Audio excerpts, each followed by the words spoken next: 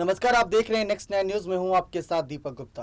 राजस्थान की सियासी सत्ता में अभी तक आप पायलट गहलोत की लड़ाई की खबरें ही सुन रहे थे, लेकिन अब शायद चर्चाओं का विषय बदलता नजर आए और आपकी चर्चा का विषय बनती नजर आए दिया कुमारी। आप भी सोच रहे होंगे कि आखिर दिया कुमारी है कौन। तस्वीरों में आपने देखा दिया कुमारी को लेकर चर्चाएं हो रही है। जो लोग जानते हैं वो बखूबी जानते होंगे दिया कुमारी है कौन, लेकिन आप सभी तक वो रिपोर्ट पहुंचाना चाहते हैं जिससे पता चलेगा कि दिया कुमारी को लेकर अचानक से राजस्थान की सियासी सत्ता में विधानसभा चुनाव से पहले इस सांसद की तारीफ क्यों हो रही है। पीएम मोदी से आखिर मुलाकात क्यों करी, क्योंकि राजस्थान में तो कई सारे सांसद हैं, कई सारे विधायक हैं और कई बड़े मंत्री हैं, लेकिन दिया कुमारी यहाँ पर कह सकते हैं राजस्थान जब पहुंचे थे प्रधानमंत्री नरेंद्र मोदी तो उनसे मुलाकात करने की पहुंची। अब एक तस्वीर से कई कयास लगाए जा रहे हैं। खैर, बीजेपी और कांग्रेस पार्टी, वैसे तो कहने को कांग्रेस पार्टी में कोई चर्चाओं का विषय है ही नहीं कि सीएम चेहरा कौन होगा गहलोत के होते हुए। अगर गहलोत हैं तो मुख्यमंत्री के दावेदार वही हैं, और अगर शायद वो अपने कदम पीछे कर ले तो पायलट की चर्चा हम कर सकते हैं।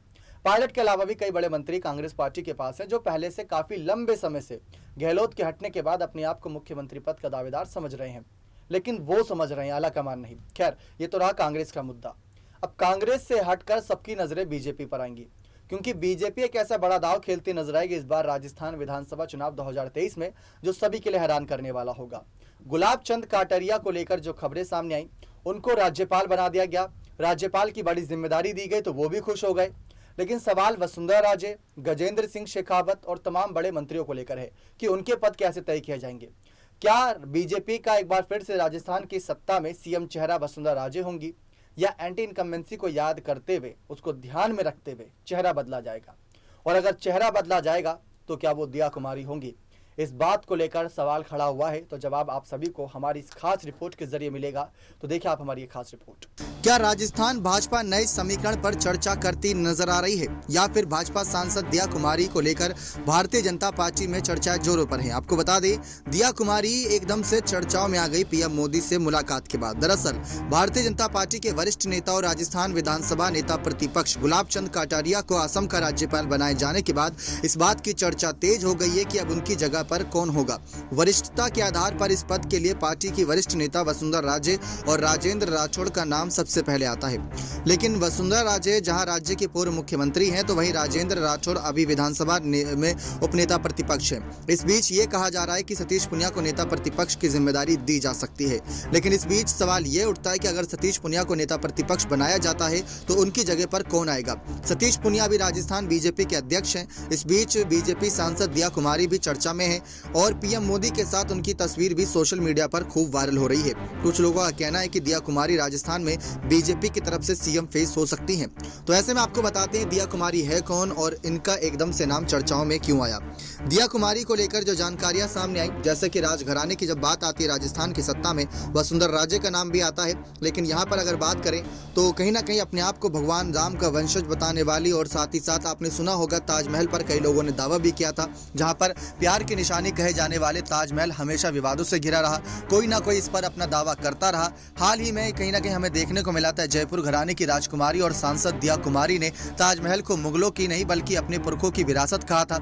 ऐसे बयानों की वजह से दिया कुमारी हमेशा ही चर्चाओं का विषय रही हैं, लेकिन ऐसा कहा जा सकता है कि दिया कुमारी यानी विवाद, क्योंकि उनकी जिंदगी विवादों से ही घिरी रही। ये पहली बार नहीं हुआ था जब उन्होंने ऐसा बयान दिया, इससे पहले भी वो कई बार बयान दे चुकी हैं। कंट्रोवर्सी क्वीन भी उन्हें कहा जाता है।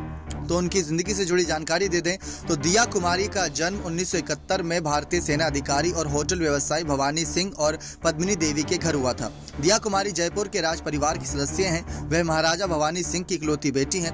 कुमारी ने मॉडर्न स्कूल यानी नई Delhi, GD Somani memorial school Bombay और यानी मुंबई और महारानी Gayatri Devi girls public school Jaipur में पढ़ाई की। इसके बाद उन्होंने लंदन में डेकोरेटिव आर्ट्स का कोर्स किया। वह अपनी सुंदरता और सूझबूझ के लिए भी जानी जाती हैं। वह राजनीति में सक्रिय हैं। राजनीतिक सफर की चर्चा की जाए, दिया कुमारी का राजनीतिक सफर बेहद ही शानदार रहा। साल 2013 में वे भाजपा पार्टी में शामिल हुई थी। उन्होंने 2013 के राजस्थान विधानसभा चुनाव में सवाई माधोपुर से भाजपा उम्मीदवार के रूप में चुनाव लड़ा और विधायक बनी।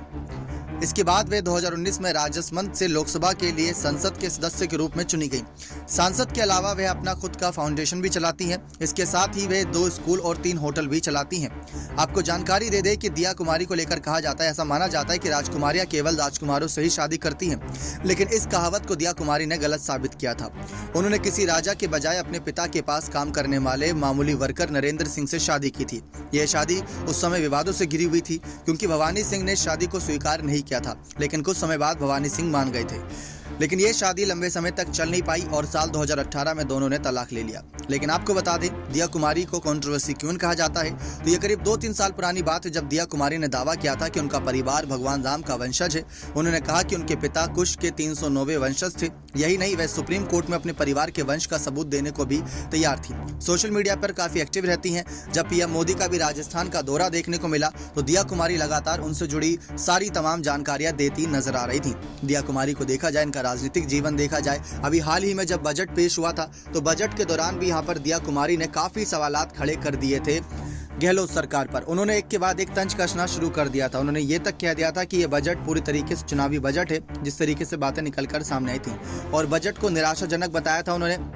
उन्होंने कहा था कि कहीं ना कहीं ये भ्रमित करने वाला बजट है, जिसमें जनता को सिर्फ भटकाया गया है। बजट में शब्दों की जादूगरी और आंकड़ों के मायाजाल के अलावा कुछ नहीं है। उन्होंने कहा कि उनके लोकसभा क्षेत्र में जो घोषणाएं की गई वो ऊंट के मुंह में जीरे के समान है, इससे इनको फायदा बिल्कुल नहीं होगा। लेकिन क्या सांसद पद से आगे सीएम पद तक का सफर तय कराएगी भारतीय जनता पार्टी, या वसुंधरा राजे या किसी और नाम पर मुहर लगाती नजर आएगी? तो ये सबके सामने एक सवाल है, यानी क्वेश्चन मार्क बनकर रखा हुआ है। लेकिन अब देखते हैं बीजेपी का इस मामले पर क्या फैसला रहता है। देखा आप सभी ने, दिया कुमारी के बारे में लगभग हर एक जानकारी आपको दे दी।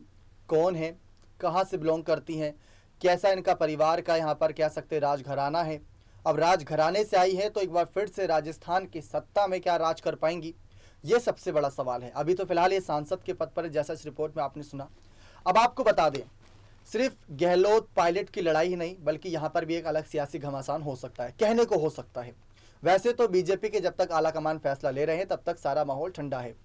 अब आप खुद ही देख लीजिए कि प्रधानमंत्री नरेंद्र मोदी को अगर जरूरत पड़ रही है, पिछले 1 महीने के अंदर 2 से 3 वो रैलियां कर चुके हैं। अभी चुनाव में 8 से 9 महीना वक्त बचा हुआ है, लेकिन 1 महीने के अंदर 2 से 3 रैलियां वो कर चुके हैं और करोड़ों के ऐलान कर चुके हैं। और इस बार तो जो उनका कहीं ना कहीं भाषण था वो गहलोत सरकार के खिलाफ ही था कि अगर डबल इंजन की सरकार आ जाएगी तो जनता को ये फायदा मिलेगा, वो फायदा मिलेगा, ये सिर्फ सरकार लोगों को गुमराह कर रही है, गलत भाषण पढ़े जा रहे हैं। तो पीएम मोदी का इस तरीके से निशाना था। लेकिन अब हम बात कर रहे हैं दिया कुमारी को अगर बीजेपी उतार देती है, मान ले कि एक बारी को उतार दिया, तो क्या वो फायदा देगा? दरअसल राजस्थान में ये नहीं देखा जाता कि चेहरा कौन है। राजस्थान में चलता है रिवाज। करीब 30 से 35 सालों से रिवाज चलता आ रहा है। 5 साल बीजेपी, 5 साल कांग्रेस, और यही रिवाज चलता रहा। तो इस बार बीजेपी की एंट्री आना तय है। अगर बीजेपी आती है और वसुंधरा राजे जैसे शानदार नेता को दोबारा मुख्यमंत्री बनाया जाता है तो ये भी बहुत अच्छा फैसला रहेगा। लेकिन ऐसे में बाकी नेताओं को मौका नहीं मिल पाएगा, और बीजेपी इस बारे में बहुत सोच विचार करती है। वो चुनाव से पहले चेहरे बदलती है, चुनाव के वक्त और चुनाव के बाद भी चेहरे बदलती है सीएम पद पर। तो वही क्या इस बार होगा? क्या एक महिला के रूप में दिया कुमारी को आगे किया जा सकता है? राजघराने से वो भी ताल्लुकात रखती हैं, और अगर ऐसा होता है तो आप भी यहाँ पर ये पढ़कर हैरान होंगे कि क्या राजस्थान का मुख्यमंत्री दावेदार वो बनेंगी या मुख्यमंत्री बनेंगी। तो ये बात सच है कि बीजेपी इस बार पूरा जोर लगाएगी और कई पार्टियों से गठबंधन करने की भी सोचेगी। अगर गठबंधन नहीं भी होगा तो बहुमत के साथ वो सीटें निकालने की सोचेगी, क्योंकि 70+ सीटें तो अभी भी स्टैंड करती नजर आ रही है बीजेपी। जो उपचुनाव हुए वहां पर गहलोत ने जरूर बाजी मारी, लेकिन बीजेपी वापस यहां पर करेगी, ऐसा कई लोगों को लग रहा है, कई सारे नेताओं को लग रहा है, क्योंकि पायलट गहलोत की लड़ाई और 4 साल के अंदर, अभी 4 साल यहां पर गहलोत सरकार को हुए, 4 साल के अंदर 2020 और 2022 2 मौके ऐसे बने जब गहलोत सरकार गिरते गिरते बची आपसी मतभेद के चलते। तो शायद जनता इस बार ये सब गलतियां ना करते हुए कांग्रेस को वोट ना दे। अगर वोट दे देती है तो कांग्रेस में ये तय होगा कौन मुख्यमंत्री पद संभालेगा। तो बहुत ज्यादा कह सकते हैं यहाँ पर उथल पुथल मची हुई दोनों ही खेमों में। लेकिन दिया कुमारी को लेकर अचानक से चर्चाएं शुरू हुई हैं, तो देखते हैं इस चर्चाओं की कहीं ना कहीं आवाज क्या दिल्ली तक जाती है, क्या वहां दिल्ली के आला कमान इस बात को लेकर ऐलान करते हैं, क्या चुनाव के बाद ऐलान होता है, ये देखना बेहद दिलचस्प होगा। अभी तो खैर सांसद पद पर है और 2024 के चुनावों में सांसदों की जरूरत भी बहुत पड़ेगी यहाँ पर बीजेपी को, क्योंकि लोकसभा की हर एक सीट उनके लिए इंपॉर्टेंट रहेगी। तो देखते हैं दिया कुमारी को लेकर भारतीय जनता पार्टी का अगला कदम क्या रहता है। लेकिन आपको क्या लगता है कि क्या सचमुच राजस्थान की सत्ता में यहाँ पर कोई बड़ा फैसला बीजेपी ले सकती है पायलट और गहलोत के खिलाफ मुख्यमंत्री पद को लेकर। तो अपनी राय कमेंट सेक्शन में जरूर दीजिएगा और साथ ही साथ ये भी जरूर बताइएगा कि कांग्रेस और बीजेपी दोनों ही खेमों से कौन सा ऐसा चेहरा है जो सचमुच सीएम पद का दावेदार है। पायलट, गहलोत, वसुंधरा राजे, गजेंद्र सिंह शेखावत और तमाम बड़े नाम इस लिस्ट में हैं। अपनी राय जरूर दीजिएगा। बहुत बहुत धन्यवाद।